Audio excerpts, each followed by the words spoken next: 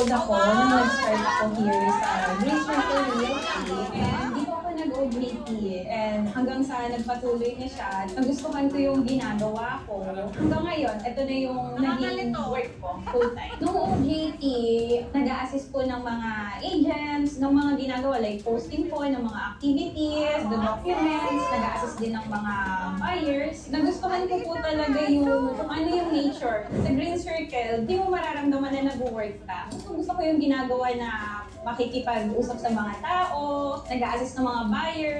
Sa income naman, doon ko talaga na-realize na, wow, ang laki pala talaga ng income sa real estate. Lalo na pag yung ginagawa mo gustong-gusto mo. Like, nakakapag-start na mag-ipon, nakaka-start ng makatulong sa family, nabibili na yung mga bagay na gusto. Yung first invest ko po talaga sa condition ko is cellphone. Yan. Number 1 po talaga yan. Kasi kailangan natin yan para meron tayong gadget sa way na makausap yung mga buyers. And sa travel naman po, yun yung thankful po ako sa Green Circle Realty kasi isa sa gusto ko talagang ginagawa is makapag-travel. Grateful ako sa Green Circle kasi yung mga travel ko, karamihan po talaga is free. And first country po na napuntahan ko is Korea pa. And sunod-sunod na po sa Taiwan, Thailand, Japan, Singapore. And yung family ko, yan po, nata-travel ko na sila out of town. Pero dun po, super grateful ako. Yung mga simple lang na pag lalabas kami, kaya ko na po silang dalhin sa restaurant. Tapos pag gusto namin mag-relax. Looking back na po, nare-recall ko. Actually, 18 years old ako nag-start sa Green Circle. And at the age of 21, yun po, nasimulan ko na yung pagkuha sa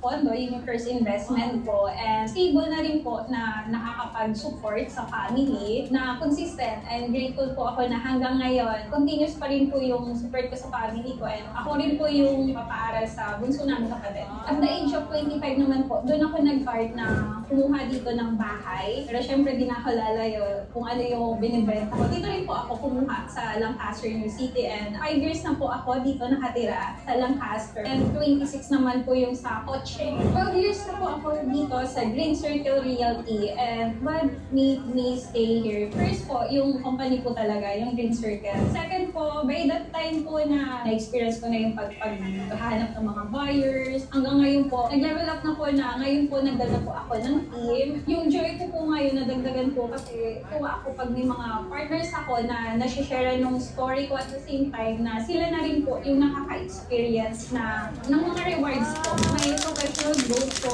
yung naging journey ko dito sa real estate from simula na nung una ako pala yung nagbibenta ng bahay. Ngayon po, may mga partners na kumbaga yung journey na makatulong din sa family nila and sa kanila mismo. Sila mismo yung nakaka-experience na dito sa Green Circle. Iyon po yung kagandahan, especially po sa mga millennials and Gen Z. Lalo na kung yung hanap mo is yung passion mo talaga na magugustuhan mo, yan, may experience nyo po yan dito sa real estate. Hindi kayo maiinip, fulfillment na hinahanap nyo, ma-experience nyo dito. At the same time, yung income, sabi nga kung ano yung in-effort mo, kung ano yung tinarabaho mo, unlimited yung income. Kung ano yung income na gusto mo, yun yung makukuha mo. Itatapatan mo lang talaga po ng effort. Yung sense of fulfillment ko po as Green Circle negosyante, ngayon po, hindi na lang po ako. Kasama ko na yung sister ko and yung clinic ko, yung dito sa clinic na kumbaga kung ano yung na-experience ko po, marami na kami na ma-experience dito sa Green Circle Realty.